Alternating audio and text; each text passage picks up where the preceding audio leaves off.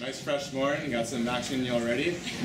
Welcome to Starving Injustice, Hungry for Change. We're going to be discussing some of the impacts of climate change on the food system, as well as the other way around, and looking towards pathways for solutions.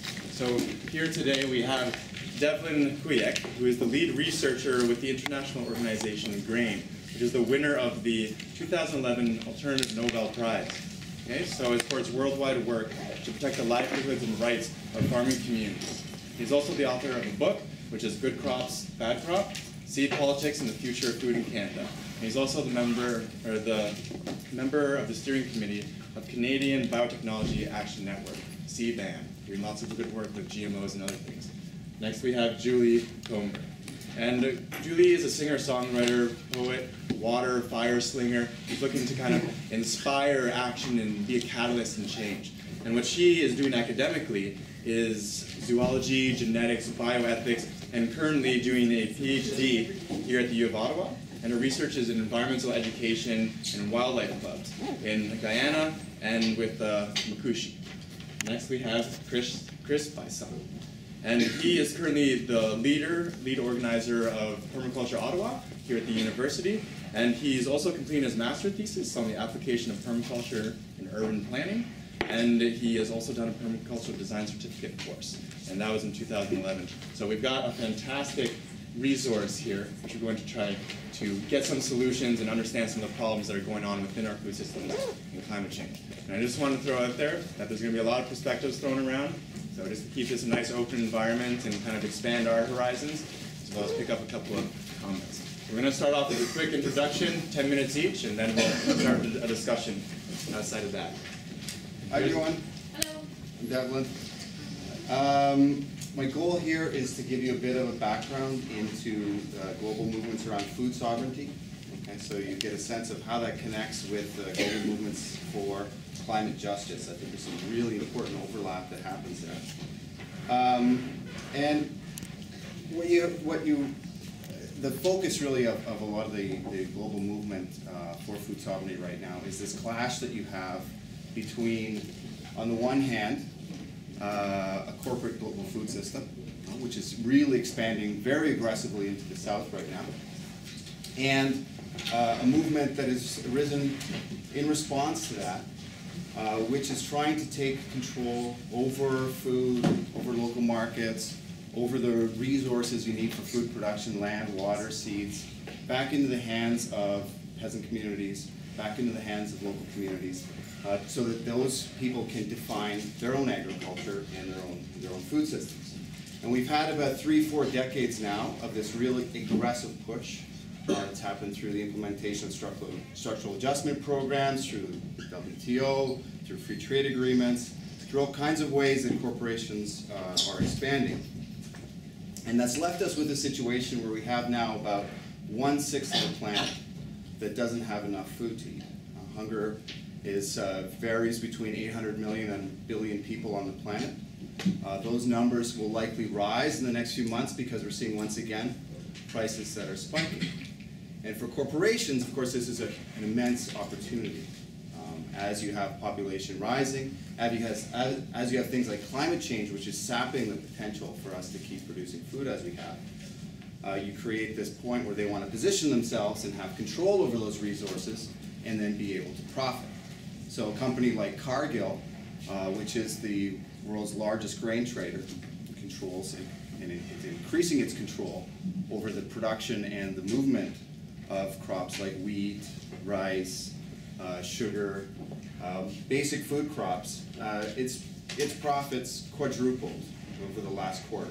Again, at a time when we're moving again into these high food prices, which are contributing to mass global hunger. Back in the food crisis of 2008, Cargill was making about $460,000 an hour in pure profit at a time when we had the most severe food crisis this planet has ever known.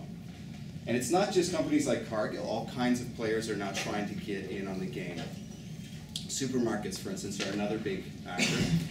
If you think about a corporation like Walmart, Walmart has been moving very aggressively into the south, right? Trying to take over those markets where the corporate sector isn't very involved. These are mostly peasant markets, peasant economies. In a place like Mexico now, 3 out of every 10 pesos spent on food is spent at a Walmart. And that Walmart, where it procures its food from, completely shuts off that peasant economy and completely shuts off people who are producing food in a sustainable manner. I just put up a few faces here. What's also happening is we've had a movement over the last few years, triggered in part by the global food crisis, also by the global financial crisis, of banks, hedge funds, certain states such as China, Japan, Korea, the Gulf states, also corporations such as Cargill, pension funds as well, moving to try to get control over farmland, actually. Okay, to take control directly out of the hands of, take control over land directly out of the hands of farmers and start farming on a mass scale to produce some of these commodities that enter into the corporate food sector. So, just to give you a few of the faces, this guy is with a pension plan.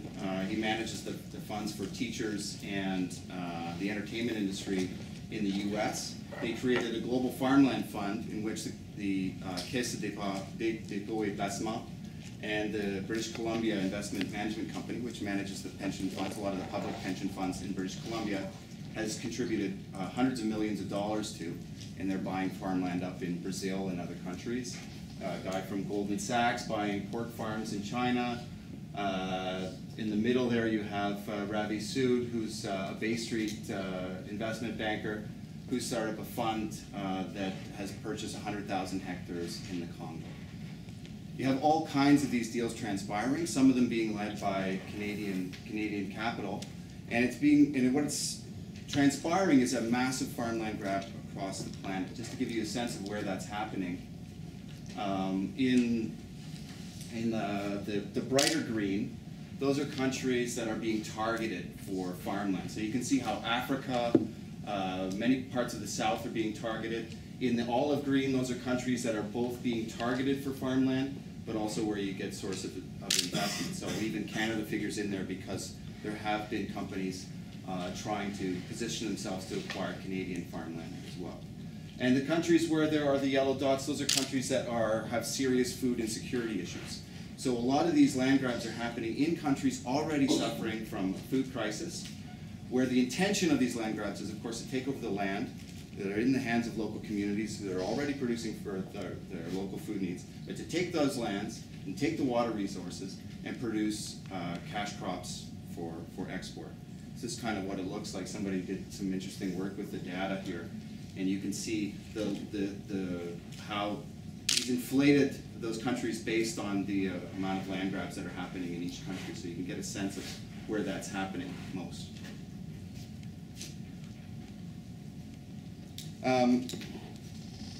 Now, as I said, alongside this sort of corporate push that's happening, you have these very interesting movements of resistance that are taking place, largely led by movements from the countryside, so campesino or peasant movements, by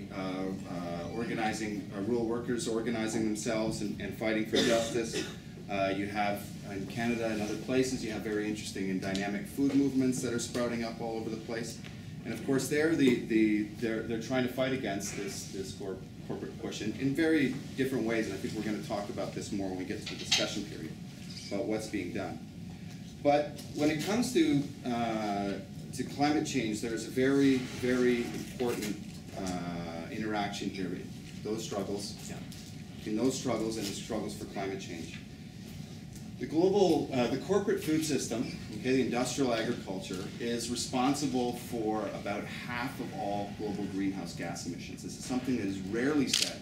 Usually they'll say about 11 to 15% of emissions. That's only considering on-farm emissions, okay? So the use of fertilizers, the use of heavy machinery, the waste that gets produced, especially in the factory farms, which Julie will touch on. But that counts for about 11 to 15%. Then on top of that, you have land use change. And most of the land use change that's happening or the deforestation that's happening in the world right now is driven by agriculture, but it's driven by a particular form of agriculture, and that's what I pointed out, the expansion of these monocrop farms, these industrial agriculture plantations. Almost all of it is for sugarcane, palm oil, soybean, maize, corn, the large commodity crops that go really to feed, and what Julie will talk about, to feed the factory farms that are sprouting up and expanding across the planet. That's about 15 to 18% that we can say comes directly from industrial agriculture when it comes to land use change. Then we try to extrapolate data that's available. Most of it's from the EU, but when you look at the percentage when it comes to all the processing, transportation, refrigeration, retail, all these things that where food is such a basic part of and an important part of the larger economy and a major part of the overall economy, that within those numbers, if you extrapolate from that, you can say that actually the industrial food system there too is a major contributor. In fact, about 15 to 20% of global greenhouse gas emissions come just from that side of the global food system alone. And then to add to that, about 2 to 4% comes from waste. So there's an enormous amount of waste that's generated in the current global food system that goes into landfills. Most of the stuff that's in landfills is waste from food and agriculture, and that doesn't get reused because we've disconnected our farms from our markets. So about half, okay, so that's, you can't talk about climate change without talking about food and agriculture. It's impossible. The other thing that's very important to understand is that in this response to the expansion of industrial agriculture, what we're essentially talking about is small-scale agriculture, talking about peasant agriculture, about agroecological practices, organic practices, however you want to call it. But one of the main things that happens in that response is you have farmers who maintain themselves on the land and who change their practices also. You get more mixed farming, you get more attention to the soil. And we have lost about 30 to 40% of the excess CO2 that's in the atmosphere right now is based on the destruction of soil organic matter that happened over the last 100 years through the implementation of industrial agriculture. And it continues to happen. We can put that CO2 back into the soil. It's very possible to do. It means just building up the organic matter that was lost. And if we do that, we estimate, sorry, this is really bad, it's hard to read, but if we do that, and it can be done, I can give you resources after, but even in a very soft approach over 50 years, we can imagine putting 30 to 40% of the excess CO2 that's in the atmosphere right now back into the soils. And that really can only happen if we start taking into consideration what this global movement for food sovereignty is demanding. Anyway, we'll stop there. Thank you, Devlin. So, yeah, step up and show us what she's been working on and help kind of expand our horizons around the meat industry. So, first of all, I want to thank you so much for coming, and I want to acknowledge that we're on unceded and unconquered Algonquin land. And I'm very grateful to be able to be here and to work and live on this land. One thing I'd really like you to do for me right now is, can you please take a really big breath? Just breathe in and breathe out. What you just did is one of the most intimate interactions you have with your environment every day. And you would not be able to do that without all the other species on this earth that make sure that you have oxygen in your air and take the toxins out of that air. But I'm not going to be talking about breathing, as you probably guessed from the title of the panel. I'm going to be talking about another very intimate interaction that you have, hopefully every day, with your environment. Can you guess what I'm going to talk about? Eating! Yes, one of my favorite things, eating. And specifically, I'm going to be talking about eating animals and about factory farms. So I wanted to just put an image, because one thing I feel is that often other species are they're invisible. Oops, that's not what I meant to do. Sorry, I'm using Facebook, but this is where the image was, and I was looking for the options to make it a big screen. No, I was just going to make it bigger. Anyway, I think it's a pretty good size there, too. Yeah, you can see it? Yeah. Okay, fine. So we'll just remember that, sorry, let me get rid of this project here. I'm having a Facebook fail, this is terrible. Sorry guys. Yeah, you got it. So let's just, this is from the Rupanuni where I do my research.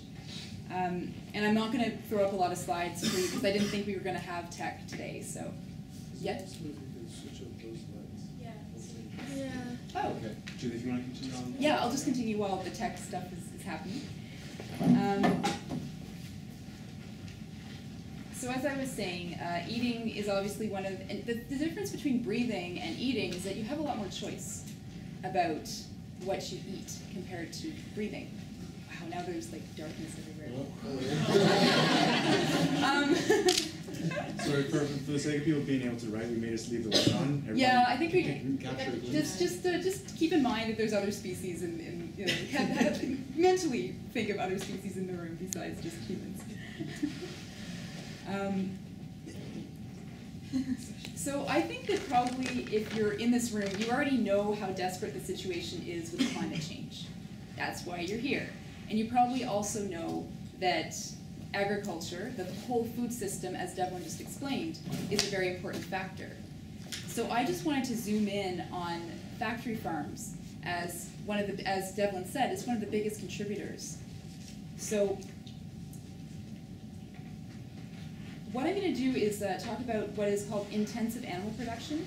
And the Pew Institute put out a recent commission, and I'm going to use their definition. So what they say is intensive animal production, I'm going to call it factory farming while I'm talking with you today, is it encompasses all aspects of breeding, feeding, raising, and processing animals or their products for human consumption.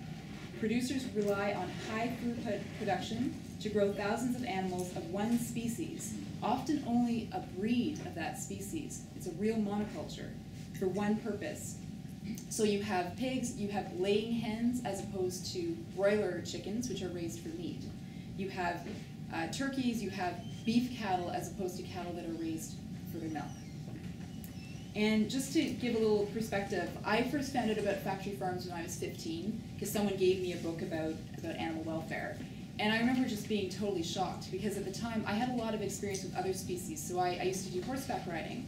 I had experience with rats, cockatiels. So to me, I couldn't really justify any moral difference between a cow and a horse, between a chicken and a cockatiel. Cockatiel's kind of budgie, it's like a budgie. Or between a pig and a dog. Pigs are actually more intelligent than dogs. A lot of the decisions that we make day to day with other species don't seem to be grounded at all in what's morally relevant about those species.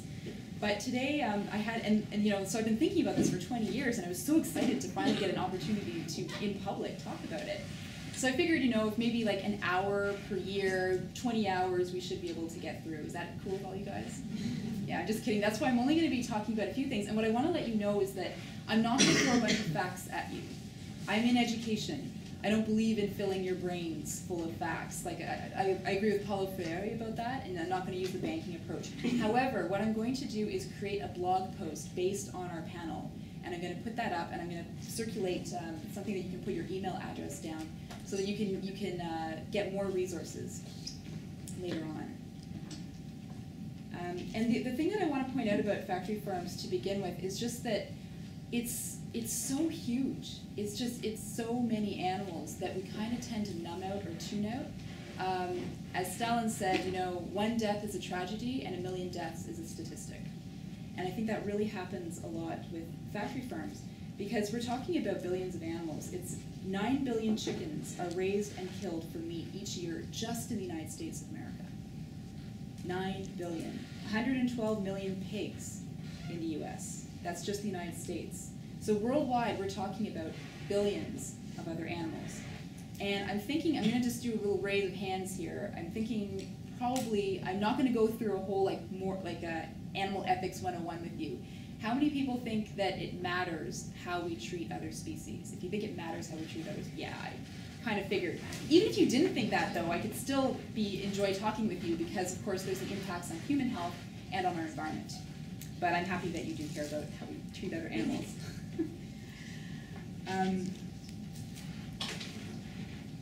So one thing, there are a few myths that I think that we have, again, because we tend to associate with other people who are often like us. So one thing is that it seems like the amount of veganism or vegetarianism is increasing. However, actually, worldwide, the consumption of animal products is increasing. So, and that happens that as development increases and as income increases per capita, people consume more animal products, especially meat. So we need to be really real about what's going on and not fool ourselves into thinking that there's this overall trend towards more vegetarianism or more veganism. So that's something to think about. And as Devlin said, so that's, right now, 18% of the anthropogenic, so human-generated greenhouse gas emissions come from the industrial foods, from animal agriculture. And of that, 4% alone is from the dairy industry. And so what I wanted to talk a little bit about is the unseen aspect of the factory farm industry. Because I'll never forget when Dr. Solomon Benatar, who was an AIDS activist, he was a doctor from South Africa, he happened to come while I was doing my master's at McGill. And one thing that he said really, really resonated with me. He said, we have to stop living our privileged existence based on the suffering of unseen others. Now he was talking more about the global inequality in health and wealth. But as you can see, it applies really well to factory farms because so much of what is going on, we don't see it. You buy your nicely packaged piece of meat or your carton of milk and you don't see what happened to actually get that carton of milk into the store. Because we're so, I think a theme that's going to come up, we're so disconnected from where our food comes from. So it's both that we don't see what's going on inside. So you have these huge shed-like buildings and thousands of these animals in there in horrendous conditions. And those factory farms are usually on the outskirts of town. And they don't want you to see what's going on in there. And I mean, plenty of information has leaked out. But one example of how they're trying to shut down and not have you see what's going on is that, has anyone heard of the ag-gag law that they're trying to put through in Iowa? Okay, so this is going to criminalize investigative journalists and animal protection advocates who take entry-level positions in factory farms because they want to document either the abuse of the animals or the health risk of what's going on in there. The other unseen impact that Devlin mentioned is just how much land is being used to feed the animals. The other thing that I think is really unseen, though, is the impact on water. It takes so much water in order to produce, a kilogram of beef. It takes so much, and so much water gets contaminated because these farms produce these huge cesspools of excrement. And in the old McDonald farm, all of that would go back into the land. But that's not what happens with factory farms. And so instead, it really puts our water supply at risk. The other thing I wanted to just touch on briefly is how the dairy industry is actually quite awful. And I think they kind of get off the hook. And so I want to put them on the hook today, a little bit. Because when we think about solutions for improving animal welfare or for reducing our impact on the environment, we think about, okay, I'm going to stop eating meat. But if you really care about animal welfare, the dairy industry is very cruel. I mean, that's where the veal industry comes from because you have to keep those cows constantly pregnant. And what happens? Well, you raise veal calves. And I don't think I have to go into too much detail about the horrendous conditions they're often under. And then I think sometimes people think, well, intuitively, if you're not eating meat, they don't think about the killing of the animals. But it's the same end. Those dairy cows are going to be killed. And by the time they get to the slaughterhouse, they're so depleted from having been pregnant all the time and producing milk that those are the ones that are downers. Has anyone heard of downers? Downer cattle? Those are the animals that can't walk into the slaughterhouse. And there's debate about getting them out of the human food, getting them out of human food. But that's where the worst abuses that you see in slaughterhouses happen. And why dairy cows? Because the calcium has been leached out of their bones by constantly producing milk. It's just like how when it comes to chickens, it's the laying hens that are the ones that get the most injured at the slaughterhouse because their bones have been depleted of calcium through the eggshells. And the other thing I just wanted to, can't help but notice in this room here, look to your left, look to your right. Do you see any baby cows here? No, we're humans. We're adult human beings.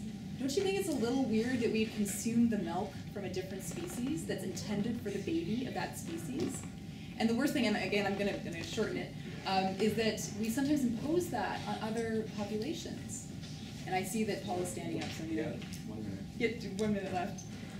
So I'm going to just jump ahead to human health. So, of course, overconsumption of animal products is really bad for our health, for heart disease and cancer. But the other thing about the factory farm system is the risk of foodborne illnesses. Like I think you've maybe heard of a large recall that happened here in Canada. Anyone heard? Yeah, so some people have heard of that recall.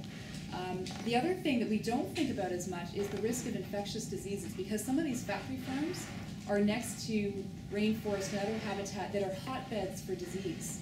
And then you have this monoculture of animals that are basically only kept alive because they're on antibiotics and hormones. And it's a great place for those diseases to take hold and then get into the human population. And so I was going to end with solutions, but I think that I have to leave space for Chris to speak. So I guess the take-home message, and we're going to talk more about it in our discussion, is that get really clear about what your values are, and then dig deeper to figure out whether your food choices actually reflect your values. And that will probably be a good way to start. And I really like what Gabrielle Dubois said last night. It's not just about individual choice. You know, the factory farm industry gets to externalize its costs. That's why meat from the factory farm industry looks cheaper. It's because we're paying for all the cleanup that those factory farms are doing. So I think we also have to think about ways that we can work together to change the system. Cool. Thanks so much for listening. Thank you very much, Julie. We've gained a bit of insight into some of the unseen about some solutions that we can move forward in that sector.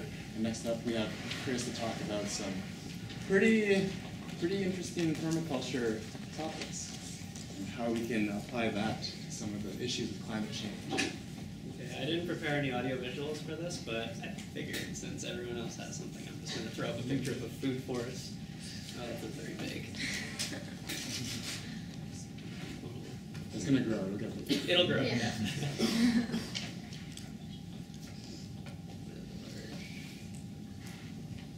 Oh, this is a good one having a background. All right. Structure of a forest. You have 7 layers.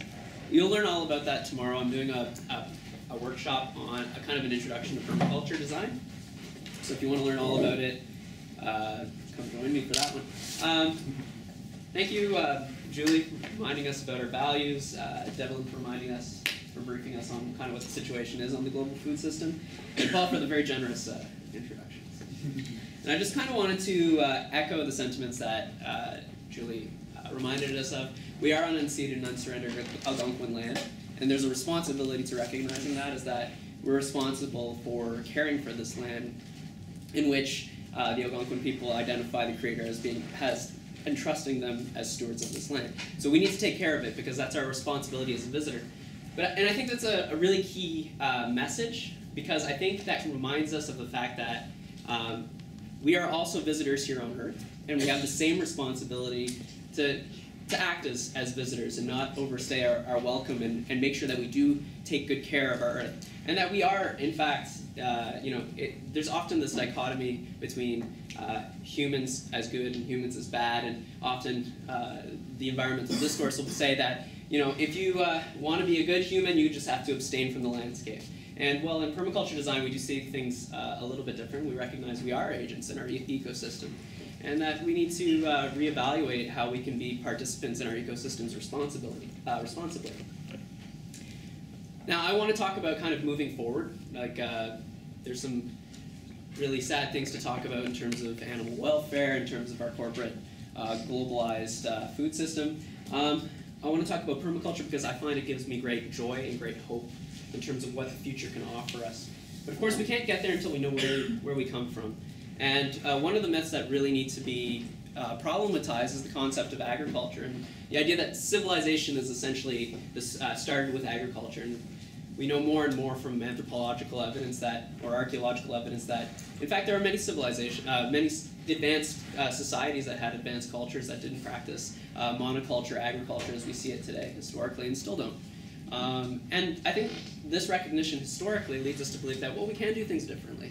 We don't need a monoculture type agriculture system to function as an advanced society full of beautiful thought and great art and all the things we enjoy as a modern civilization. So basically, I think there's some key things that industrial agriculture kind of came about from, and some key things that it's done. Fundamentally, it has been a historical process of development where industrialization is linked directly to environmental destruction, the enclosure of the commons, and the commodification of our resources, and the redistribution to the rich. And there's a direct linkage between destruction of non-market agriculture livelihoods that we've seen historically and continue to persist, and the tradition and increased poverty, displacement, and ecological destruction. Industrial agriculture comes with great violence. It displaces people. It destroys cultures. It tries to make the world homogenous in its practices when we need more diversity. And of course, this process has kind of alienated and erased traditional cultures of food livelihoods.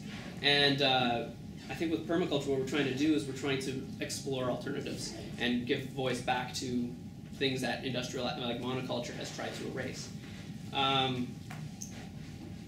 And I think moving forward to going towards a permaculture system, we need to recognize the need for two things.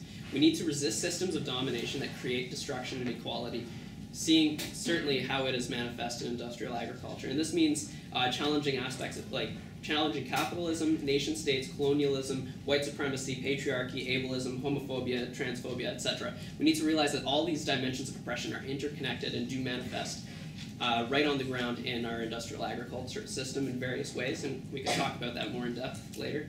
And we need to reimagine, rediscover, and reclaim sustainable and socially just livelihoods, especially in the realm of food production. We're talking about green jobs so much today, and oftentimes I feel like when we're talking about green jobs, we seem to forget food production as a form of livelihood.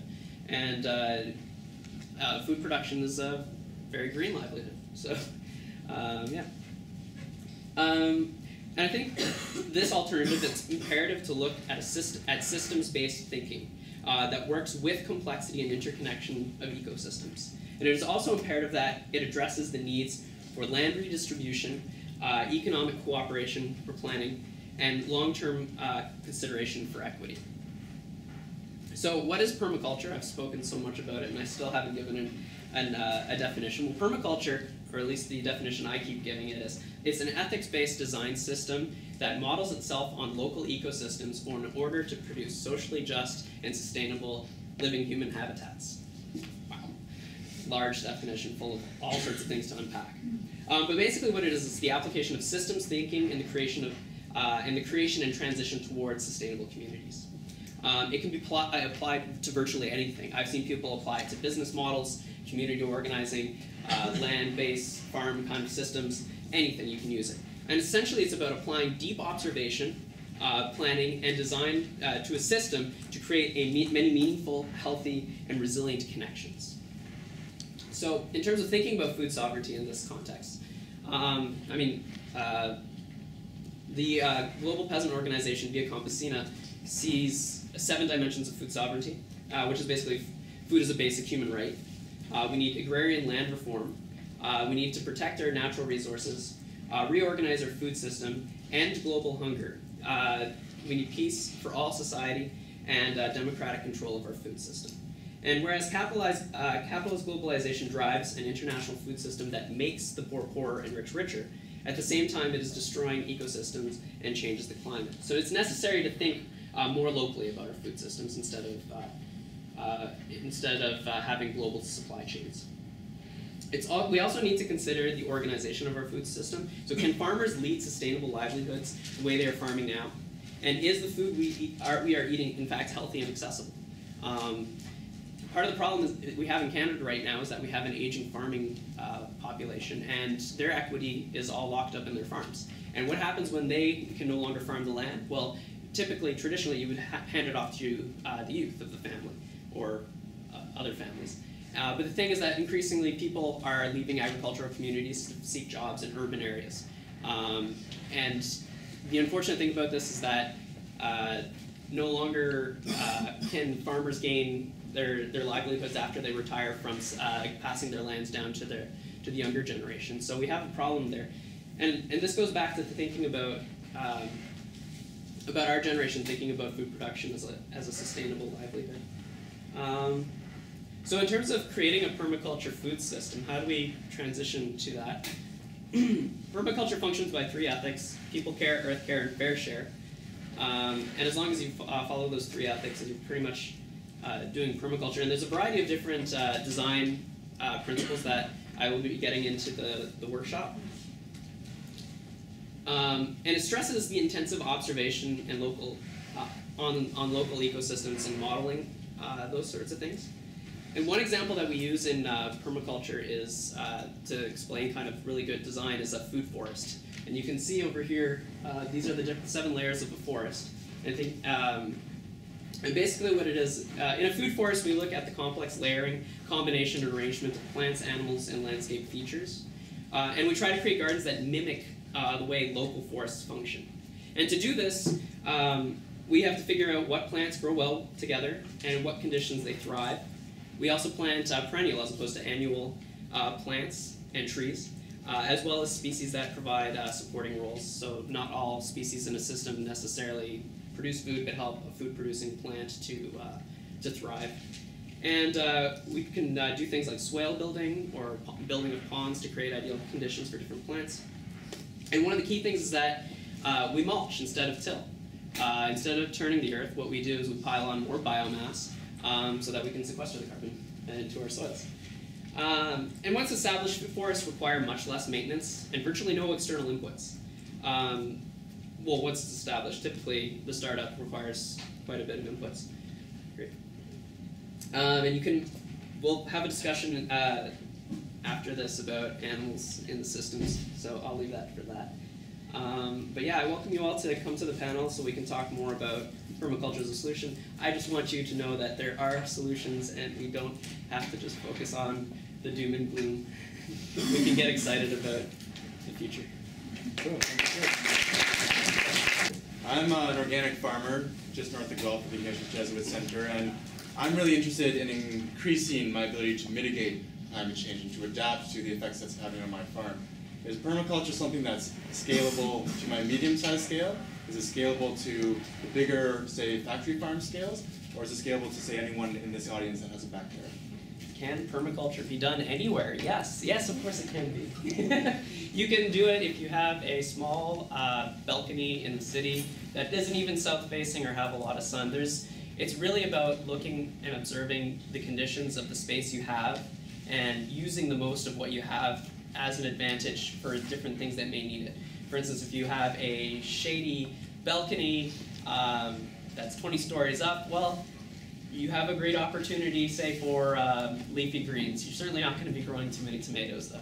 So it's about thinking like what appropriately should grow in particular places. Now, if you have a large farm, like your great organic farm, which I've seen some pictures of, which looks incredible. Yeah, you can do comprehensive land-based designs that do look at large earthworks that can trap water. You can build ponds, create these really robust food forests that link well into cyclical grain production. You can integrate animals into your food forest. Ducks. Well, I've heard it suggested by a permaculturalist, Toby Hemingway, that one does not necessarily have a slug problem, they have a duck deficiency.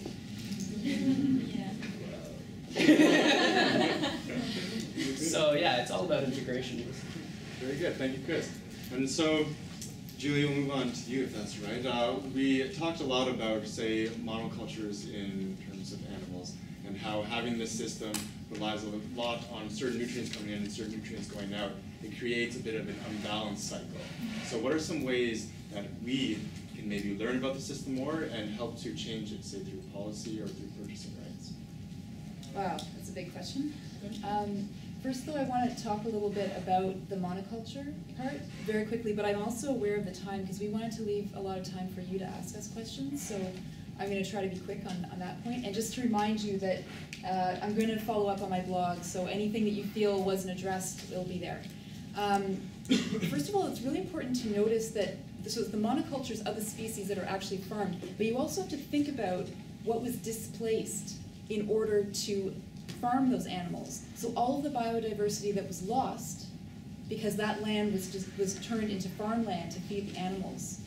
So especially if you're thinking about the value of non-human animals, then thinking about how much biodiversity is lost, not just because the farm is a monoculture, but because of everything that was displaced.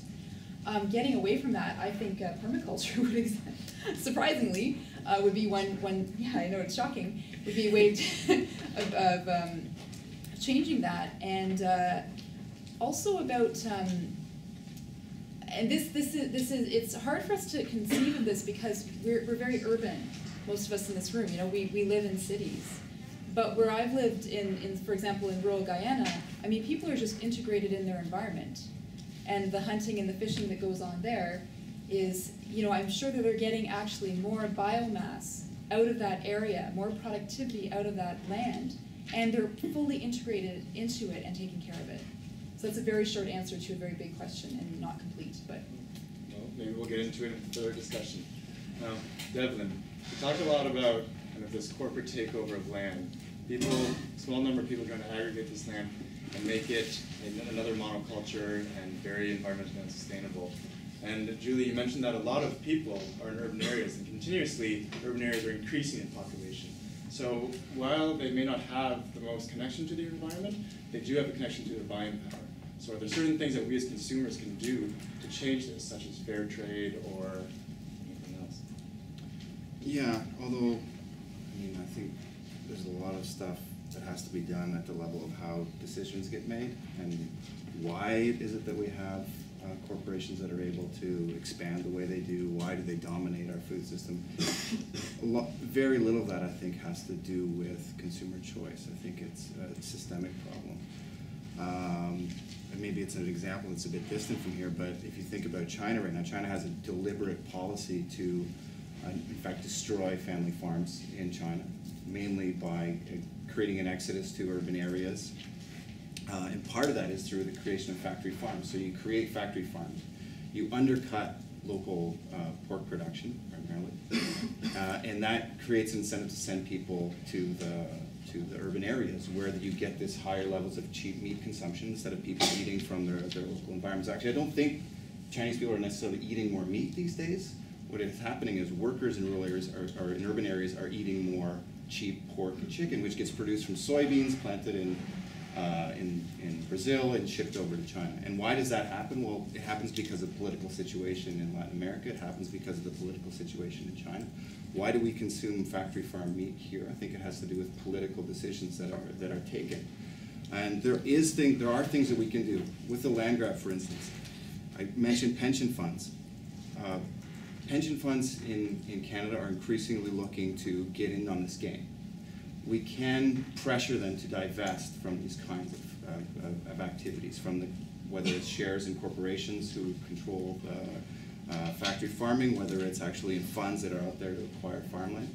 I mean, there's those things we can do. We have to look at the trade agreements, the investment agreements that are being agreed to now, that are being signed. How can we link with social movements in other countries to fight against these kinds of agreements? Because in the end, that's how corporate power works. And I think. So, sorry if I can interrupt. Yeah. Let me ask you something a bit more applicable to Yeah. someone that's not in political science. Yeah. Right? We don't have necessarily the time to go and read all of these policies and see or understand how they're working. So what is a way that anyone in this room can become engaged in those policies, if that is the best way to go about it? We have to do it through organized ways. I mean, everybody's here as part of a movement for climate justice. So you're already interconnected in some ways. I think we're trying to increase our understanding about how the food movement and climate justice movement interacts is very important, because then, yeah, we can start saying the farmers markets. I'm sure you're selling farmers markets. Why is it important from a climate justice perspective to be at a farmers market, to support your local farmers? Why is it important from a climate justice perspective to be concerned about the conditions of migrant workers, outside of Montreal or outside of Ottawa, who are suffering in this current global model? Those, I think, are the questions that we need to have and to bring us together. There's a whole, right now in Edmonton this week, there is a meeting of Food Secure Canada, It's all about food sovereignty. It's all about putting into place the People's Food Policy Project, which is a cross-country thing where people were getting together at kitchen table discussions, at conferences, at various places, and trying to come up with a policy, a set of policies that would put advance food sovereignty. There are all kinds of ways we can get together. I mean, we can't all go into all of it right now, but I think thinking that way is a beginning, and having this panel is one way to start. Perfect. So thank you. So coming together, learning from some experts, and then forming policy from the ground up, right? Because we do choose who represents us and the decisions that they make, right? Democracy. So let's move back to the animals maybe. I was on this tour of this wonderful farm in Guelph area, and this lady had set up all these fences around her farm, and she was moving her cattle. And I'm wondering how that may affect the lifestyle of the cattle, the welfare of the cattle, as well as the environment. Is there anything going on with the emissions in the atmosphere when that's happening? Chris? Yeah. And then maybe we'll talk to Julie. Sure, I'll start on that one. Yeah, it's interesting to hear the relationship people often express between meat production and the climate. The conventional notion is that if you're having them in these intensive CAFO lots with huge excrement pools, and everyone likes to joke about cow farts and climate, greenhouse gas emissions. Yeah, certainly that contributes. I think this is a question of scale ultimately, and as well how you can cyclically graze animals that have more than one stomach. And typically, like a really good way of producing biomass on prairie ecosystems is to have cyclical grazing, because trimming the leaf matter of a grass down to about an inch makes the grass drop its roots and adds to the organic matter of the soil. That traps more carbon into it. So that's one way you can sequester carbon, through cyclical cattle operations. But I do have to stress, factory farming is the exact opposite of that. You destroy ecosystems by doing it. You produce toxic ponds of waste. And I know Julie will want to talk more to that. The only thing I'm really going to add to that is just that's the diet those cattle are designed to eat, and that in factory farms, of course, they're being mostly fed corn and soy. So again, we're talking about how huge amounts of land are being used to raise the animals. But I think I'd like to maybe open it up to the audience. Or? Sure, well, all right. So we've learned a bit about some application of permaculture and how it can maybe help to change those systems of factory farming, because farmers do have choice, right? They're part of a system that is being directed by decisions of consumers, right? They're part of a market. So maybe if we see alternatives that are effective both in terms of making healthy animals, making healthy food, making healthy consumers, as well as our healthy environment, maybe there will be a shift towards that, right? And then also, maybe we can start changing some of the opinions around policies, and then start affecting those changes in corporations and starting to stop those actions from happening. Right? So we will open up to the audience right now. And just a quick thing is that, Chris, isn't there a garden caucus after this? There's a garden caucus where we can talk about these sorts so of things. it'd be really great if you guys get, it's in Montpetit 207, I think? So it'd be great, if we don't get to talk about everything now, come and join us in Montpetit 207 at lunchtime. And Paul, could you pass this around? Just send us so this is, if you want to put your email in case you want to hear more, I'm just going to pass that book around. I will not share your email with anyone or bug you unnecessarily. First question. Yeah, Julie, you mentioned that there were a couple solutions that you wanted to talk about, but we didn't have time to cover. Could you talk about some of those things briefly, and how we can meet the needs and the demands of the population while at the same time not relying on factory farming? Yeah, sure. Well, obviously, it helps to reduce our consumption of animal products. But we have to be very careful and figure out where those animal products come from. So I think, we all have our different values, and that's what I was hinting at, is that you have to figure out what is your own values about how you relate to other species, your place on this world, and make sure that your actions are consistent with that. So for me, it's that I categorically do not buy from factory farms. When I'm in the Rupununi, you've got two choices. You can either like cassava and fish, or fish and cassava. So I just want to like here, you can be vegan and you can be healthy, and that's amazing and wonderful. But it's not like that in all of the ecosystems that people live in. So we have to be very aware of where we are and the privilege that we have of where we are. The other thing, though, is that we keep coming back to individual choice, and it is important, in part because that's how you stay healthy. Because food isn't just calories and carbohydrates and protein and vitamins. I mean, food has energy, it has prana, it has life force. And so if you're taking in, factory farmed products where all that suffering happened, you're probably not doing yourself a favor. And overconsumption of meat, we know that from the medical evidence, is bad for you. However, we also have to, as Devlin was saying, we need to understand why it's cheaper to buy factory farmed products, and we have to take that on. So we really have to get organized and take on the industry, the factory farm lobby. I mean, why is it that Canada's food guides are mostly subsidized by industry, by the industries, by agri-food industry, right? I mean, why is milk, for example, a food group? I mean, this is insane. Well, the dairy industry has a big influence on that. And specifically for women, I mean, we're really taught that you have to have a certain amount of dairy products or you're gonna, be crippled with osteoporosis. And it's just not true. So you have to think about where you're getting, like where the message is coming from and what's behind that message. Like why, obviously they've got a vested interest in convincing you to take in more animal products and more milk products in that specific example. The other thing too, I'm going to be quick because I know I can see Paul looming over me, is that with fast food industry, they target children. They're worse than the Jesuits. Give me a child by until the age of 6 and I'll have him for life. That's what they're doing with the fast food industry. High salt, high fat, flavor additives.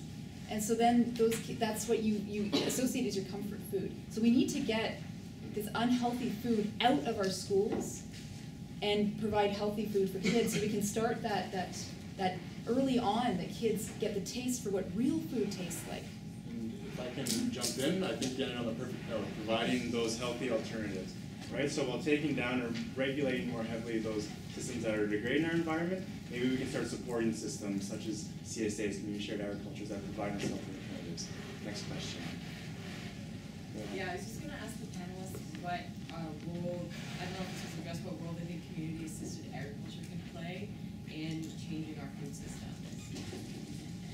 He doesn't have this, I work for CSA, so. You want to? So community shared agriculture is something where a community can kind of leave the current system.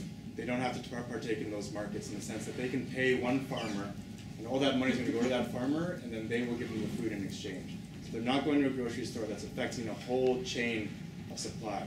The production of the grain that's going to feed the cow, that's going to feed the consumer. You can remove yourself from that. So in a sense, it's kind of interesting, right? Because you're taking something, you're making it totally independent. You're creating a community around that food. So that is a way that you can play it. We're creating a whole other system that you can join that's much more supportive of the things that you want. Healthy environment, healthy food, healthy people that can support themselves. Did that answer? Yeah. Can I add? Yeah.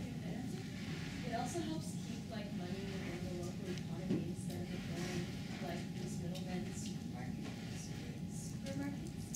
And it also puts a face to your food. How many times do people think oh, this avocado, where did the avocado come from? And the apple. So it puts a face to the food and makes people more conscientious about how food is grown and thinking about the farmers themselves as well. I think that's a big thing about changing the food system. It comes within the individual consumer mind as well. Yeah, definitely. Thank you. Does anyone else have another question? I guess just to add to that, I remember being at your farm, and one of the options was also to participate in the actual farming of it, so you could volunteer rather than if you can pay your share or volunteer on the farm, which I thought was pretty cool about it too. So you see exactly where your food's coming from. It's awesome. Pretty awesome. Thank you for coming and volunteering. Next question. I guess my question is, we talked a lot about kind of the intersections between food justice and climate justice and how there are solutions that support both. But I guess there's kind of this overstated common conception that food justice and climate justice can be in tension with one another, in the sense that we can't feed the world's population without maybe further exploitation of the environment. And I'm not sure the extent to which I agree to that, but I wanted to ask you guys if you wanted to comment on that and say, is there a tension between achieving food justice and climate justice? good example. I'll use dairy. But for instance, in developing countries, in the South, 90% of the market for dairy is supplied by the informal sector. And in many of the countries, I mean, a lot of countries in the South don't consume much milk, but there are certain large consumers like Colombia, India, Kenya. Those markets are actually self-sufficient.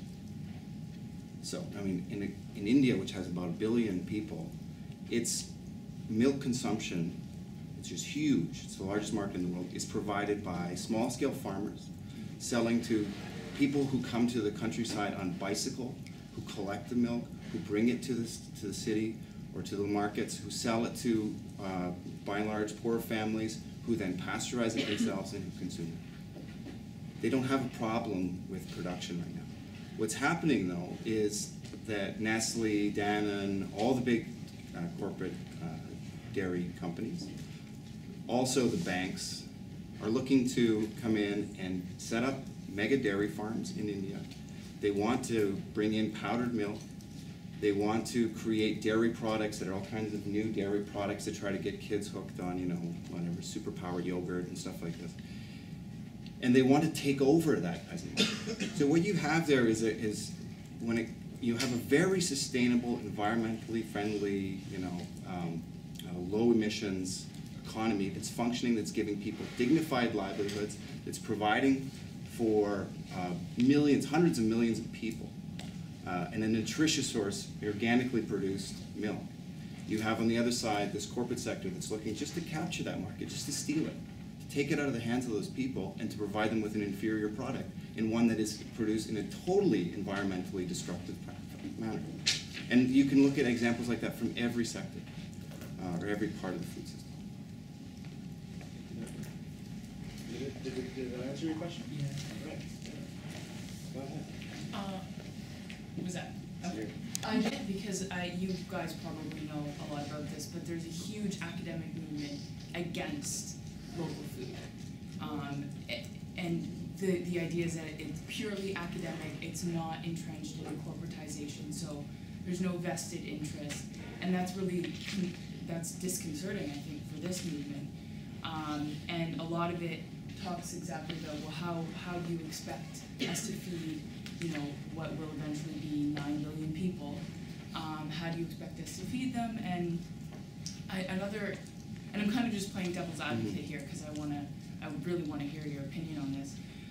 A lot of them talk about, well, a lot of the reason why food is cheaper, say avocados from Mexico or Peru or whatnot, a lot of the reasons is because economies of scale for transportation, and that's actually, in a sense, it produces less emissions because you're shipping everything on one huge boat rather than local food that ships or doesn't ship it, it trucks it on one small truck that has diesel fuel. And so these are the kind of the arguments that you're presenting. And another one that I would like to hear your perspective on, Devlin, is about the ultimate kind of form of imperialism, that re-peasantization coming from the so-called first world or the privileged world is very imperialist in nature, and in that it romanticizes agriculture. And again, I don't know what I agree with, but I'm throwing it out there. I can touch on the first part. You guys can jump in if you like, but the whole Deschereaux book coming out about anti-locavore, it's a bit of a sham in my opinion. I appreciate his points, but he's missing the whole point of having that local support, like in local understanding and capacity to grow food. If we just go with the cheapest food and maybe the most environmentally sustainable at this point in time, we're not going to be able to support our ability to grow food if we lose it. If we just get all of our garlic from China, and excuse me for the example, but we will have no idea how they're regulating it, and we will have no idea what they're putting in it, and then when it's being brought over here, it's not going to have the nutrition density that we can grow it here. So we are not gaining the most benefit from that food that we could be. And also, we are not taking care of our land here. Because if you consider, if you don't have a connection to your environment, you're not going to have necessarily that responsibility or that will to protect your environment, right? Whereas if it's happening somewhere else, you don't know about it, it's unseen, right? So to grow our food here, we are protecting our environment, we are protecting our people. Like, I have a livelihood now because I'm growing food for people, and then I get to know my community. And through that, not just through economics, we're gaining so much more, right? We're gaining social well-being, environmental sustainability, and our economic situation's more stabilized. I don't know all about the emissions and everything like that, but having the globalized system, there are things that are fantastic and efficient, but they are on the backs of the environment. If you have a whole plantation of palm oil, that's creating a monoculture that requires a lot of inputs such as fertilizers, pesticides, and irrigation. So you're destroying those environments in order to have those efficiencies of scale. So those are the points that I see most from his point of view and my arguments against them. But I'll pass you on for the second point of that question. Yeah, well, there is like a, I would say, a de-peasantization for sure that's happening around the world. There's also probably the strongest and largest movements fighting against capitalism right now are in the countryside. These are movements of peasants, and it's, you know, on all kinds of matters. Like in India, again, you have, you know, millions of people gathering to try to keep Walmart out of the country. Why are they doing that? Well, it's because they want their livelihoods. They don't want to give up the local markets. They don't want to give up their lands. They don't want to give up their water. They don't want to give up their communities. In Africa right now, we have about 50 million hectares of land which has been signed away in deals between the state and between corporations to acquire that land, to take it away from peasants. These are, and when I say peasants, these are also indigenous peoples. These are communities that have been there for generations and generations, whose whole cultural identity, whose whole existence is tied up in that land. And we have never had before, now that since the colonial period, such a vicious attempt to try to take the land and territories away from these people and to destroy their livelihoods. And any kind of argument that would try to suggest that there was some kind of imperialist agenda to try to support local struggles and the movements that are coming out here, I think it's just completely, what do you call it, ivory tower. It has no basis in what's really happening in the countryside, in the South, and even in North America or Europe. You know, where people are struggling and dying to try to stay on. I'm sorry, we got lots more questions. We're going to ask you to hold on to them just because it's time to go on to the next stage. There are caucuses going on where individuals will be there. Feel free to ask them questions and talk amongst yourselves. Thank you very much for coming to this. Hope you enjoyed it. Learned some stuff.